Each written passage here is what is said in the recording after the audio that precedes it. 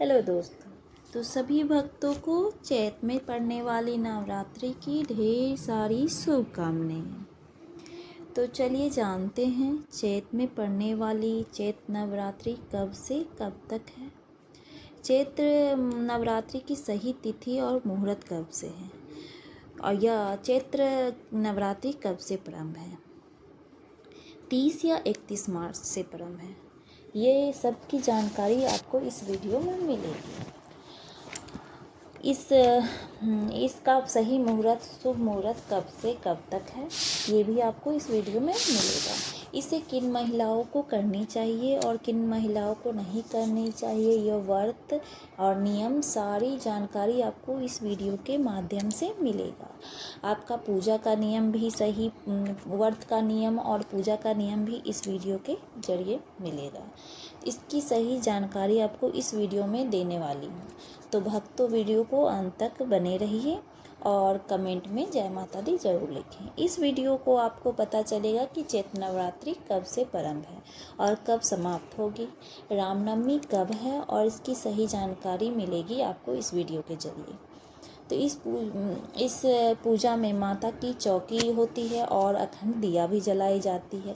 तो यह सभी कार्य किस करनी चाहिए, कैसी करनी चाहिए, कब करनी चाहिए, इसका शुभ मुहूर्त कब रहेगा, इसकी संपूर्ण जानकारी आपको इस वीडियो के माध्यम से मिलेगा। तो चैत्र नवरात्रि माता के 9 रूपों की पूजा होती है। 9 दिन तक आराधना की जाती है। पूरे 9 दिन तक व्रत रखा जाता है। कुछ भक्त पहले और आखिरी दिन का व्रत रखते हैं और सभी अपनी अपनी मान्यता के अनुसार अपने अपनी सुविधा के अनुसार जैसे जैसे जिनकी मान्यता है उस हिसाब से माता का 9 दिन का व्रत रखते हैं। कोई 1-2 दिन का रखता है, कोई 1 दिन का रखता है। तो जैसे अपनी यथाशक्ति जैसा शक्ति होता है पैसा रखा जाता है। तो 9 दिनों में माता रानी की पूजा की जाती है और इन 9 दिनों में माता रानी की विशेष पूजा होती है और इन पूजा से माता रानी प्रसन्न होकर सभी भक्तों की कष्ट हरती है। कष्ट जितने भी उनके जीवन का होता है सभी का ले लेती है और उनके दुखों का अंत हो जाता है। माता के आशीर्वाद से आप चैत्र नवरात्रि की आशीर्वाद मिलती है और माता के आशीर्वाद से चैत्र नवरात्रि की जानकारी आरंभ करते हुए कब है चैत्र नवरात्रि, पूजा की विधि, घट स्थापना आदि की जानकारी देते हुए वीडियो में बने रहिए। यदि वीडियो थोड़ा सा भी अच्छा लगे तो उपयोगी लगे तो एक बार लाइक ज़रूर कर दीजिएगा। आपका एक लाइक बहुत ही महत्वपूर्ण होता है। तो आप जो भी जानकारी मैं आप देने वाली हूँ इसे ध्यान से सुनिए। ये कोई फेक नहीं है, शास्त्र के अनुसार आपको सारी जानकारी इसमें मिल रही है। तो सही जानकारी के लिए वीडियो को अंत तक ज़रूर देखिएगा और सही जानकारी प्राप्त करने के लिए चैनल के साथ जुड़े रहिए। नए हैं तो चैनल को सब्सक्राइब कर लीजिए और बेल आइकन प्रेस कर लीजिए जिससे मेरी सारी नोटिफिकेशन आपको मिलती रहेगी और इस तरह का वीडियो मैं आप लोगों के लिए लाती रहूँगी। तो इस तरह का वीडियो के लिए आप मेरे चैनल को सब्सक्राइब ज़रूर कर लीजिए जिससे आपको मेरे चैनल के सारा जो बेल आइकन प्रेस कीजिएगा तो नोटिफिकेशन जाता रहेगा। तो पूजा से संबंधित भी मेरा भक्ति चैनल है तो आपको सारी जानकारी मिलती रहेगी। तो अपनी मनोकामना की पूर्ति के लिए कमेंट में, और नए हैं तो चैनल को सब्सक्राइब ज़रूर कीजिएगा और अपनी मनोकामना की पूर्ति के लिए कमेंट में जय माता दी ज़रूर लिखिएगा जिससे आपकी मनोकामना जल्द ही पूर्ण हो जाएगी। तो चलिए आरंभ करते हैं। आप लोग जैसे ज्ञानी जन जो भी होंगे उन्हें पता होगा कि नवरात्रि 2 नहीं होती है, साल में 4 नवरात्रि पड़ती है। तो 4 नवरात्रि में दो तो गुप्त नवरात्रि होती है और जो 2 सार्वजनिक नवरात्रि होती है। जो एक चैत में जो सार्वजनिक नवरात्रि जो हम हर्ष उल्लास से मनाते हैं वो एक चैत में पड़ती है जो बहुत ही महत्वपूर्ण होता है क्योंकि इस नवरात्रि से ही साल का आरंभ माना जाता है। इसी से सभी ग्रहों का अपना जो शेड्यूल है, जैसे ग्रह बैठना है वो सब कुछ इसी नवरात्रि के बाद फिक्स होने लगता है। तो सब कुछ इस नवरात्रि बहुत ही इम्पॉर्टेंट नवरात्रि चैत्र नवरात्रि। और एक हो गया आश्विन में नवरात्रि जो होती है नवरात्रि। तो ये सभी दोनों नवरात्रि सार्वजनिक और बहुत ही हर्ष उल्लास से हम लोग मनाते हैं।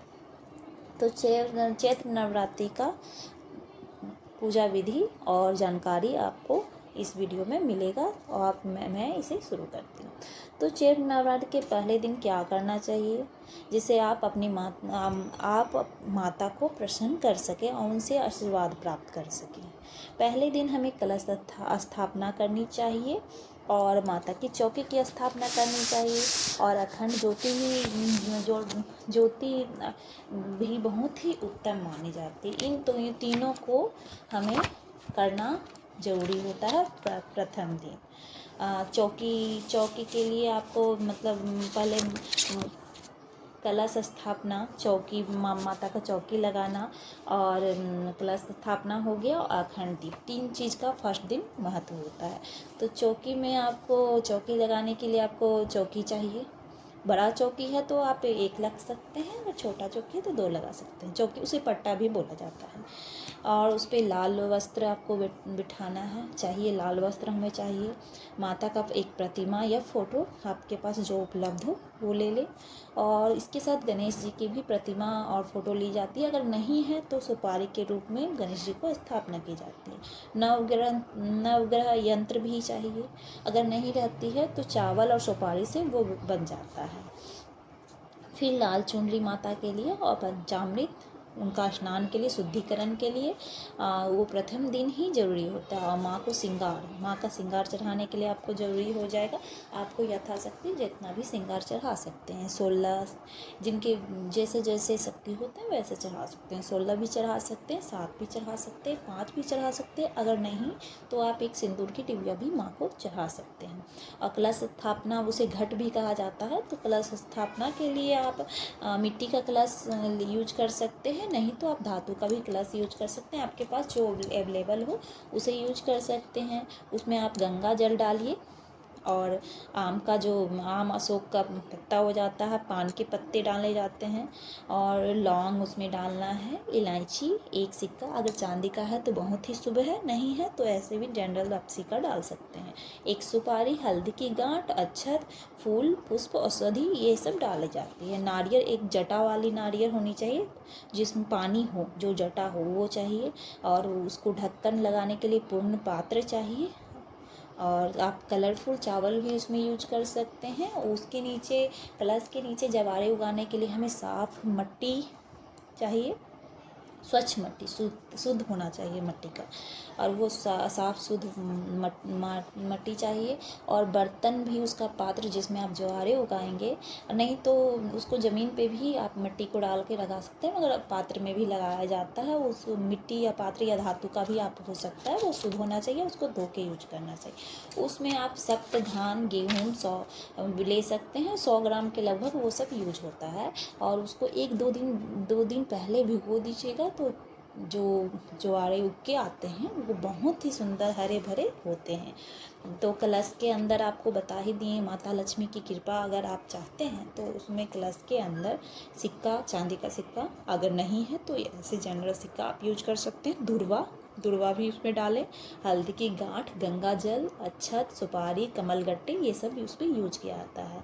और नारियल पर तो ये तो हो गया कलश स्थापना के लिए। तो कलश स्थापना के लिए आपको कलश में क्या क्या डालना है ये मैंने बता दिया है। नीचे शुद्ध मट्टी होना चाहिए या बालू, जो भी आप ले सकते हैं। और जटा होने चाहिए नाड़ वाले, उस पर लाल वस्त्र लपेटना है।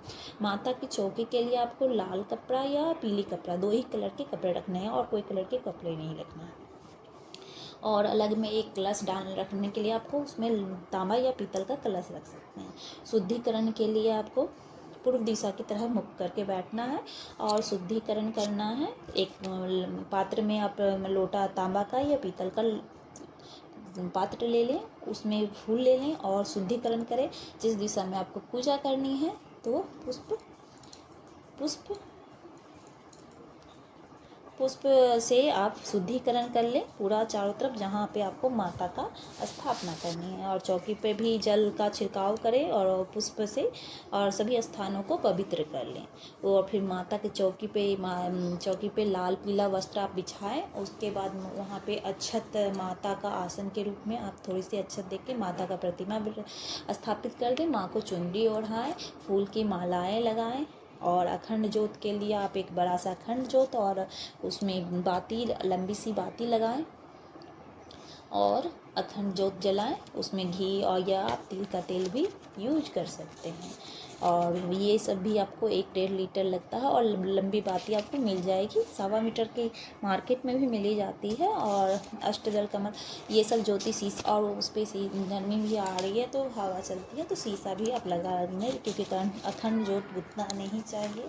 तो ये सब जानकारी आपका फर्स्ट डे है। और माँ को श्रृंगार में आप चढ़ा सकते हैं चूड़ी, बिंदी, सिंदूर और नेल पॉलिश, बहुत सारे श्रृंगार जो होते हैं जो माँ को आप 16 श्रृंगार भी चढ़ा सकते हैं, 7, 5, 1, 2 ऐसे जैसे अपनी यथाशक्ति माँ को फल, मेवे, जो भी प्रसाद आप भोग में लगाएं और मंत्र उच्चारण करें।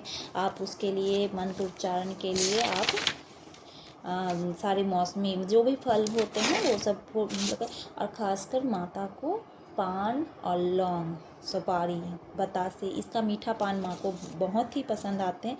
पचमेवा आप चढ़ा सकते हैं भोग में। लौंग, बतासे तो बहुत ही इम्पोर्टेंट है। और मौसम के हिसाब से आप फल ले सकते हैं। इस मौसम में जो भी फल मिले आप उपलब्ध हैं वो ले सकते हैं। उसके बाद आप सारे पूजा सामग्री कीजिए। और लास्ट दिन आपको धूप हवन सामग्री की भी ज़रूरत पड़ेगी। उसके लिए आप धातु या मिट्टी का पात्र ले सकते हैं। आम की लकड़ी, नवग्रह लकड़ी, वो सब सभी आपको मिल जाएंगे। पुनावती, गूगल, लोबन, जोक, तिल, कमल गट्टे, इसकी वीडियो मेरे चैनल पर मैंने डाल दिया है, वो आप देख सकते हैं। और बताते हैं आपको जाप के लिए। आप पहले माता का चालीसा पढ़िएगा, दुर्गा चालीसा। दुर्गा चालीसा आपको पढ़ना है। माता का कथा पुस्तक आपको पढ़ना है। 9 दुर्गा रूप स्वरूप कथा का पुस्तक आपको आती है, उसको भी पढ़ना है। नव कथा भी पढ़ना है, नवरात्रि की कथा आती है। दुर्गा चालीसा आपने लिया और दूसरी दुर्गा अष्टमी करनी है। और माँ की आरती प्रतिदिन सुबह शाम माँ की आरती करनी बहुत ही ज़रूरी होती है, जिससे माँ आपसे खुश होके, प्रसन्न होके माँ आप पे अपना कृपया बरसाए, आशीर्वाद दे। तो ये सब जानकारी आपको कैसी लगी आप लोग कमेंट बॉक्स में ज़रूर बताइएगा। और 6 तारीख को रामनवमी है, नवमी, उस दिन नवमी होता है। उस दिन रामनवमी के रूप में हम लोग मनाते हैं।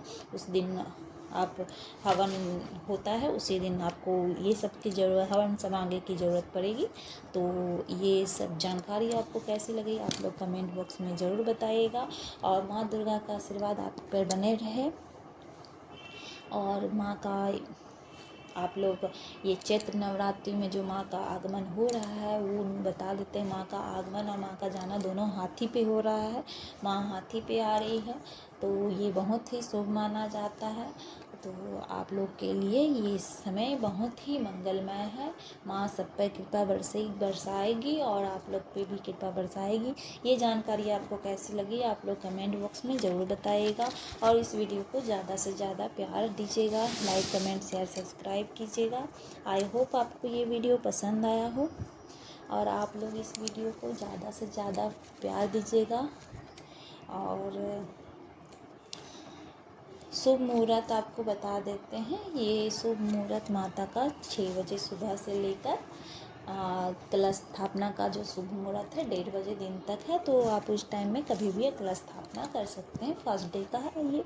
उसके बाद तो हर दिन ही जो नवरात्रि होती है हर दिन ही शुभ होता है। माता की कृपा से हर दिन ही आप लोग मांगलिक कार्य कर सकते हैं। जो भी है वो माता का जो भी है उसमें ही आपको 1 अप्रैल से बीच में छठ पूजा आरंभ हो जा रहा है। तो फर्स्ट दिन 1 अप्रैल को आपको नहान खान की होगी और 2 अप्रैल को आपको खरना का है। तीसरा पहला अर्घ और 4 तारीख को दूसरा अर्घ। तो नवरात्रि के साथ ही माँ आप लोगों को चैती छठ की भी ढेर सारी शुभकामनाएं और रामनवमी की भी ढेर सारी शुभकामनाएं।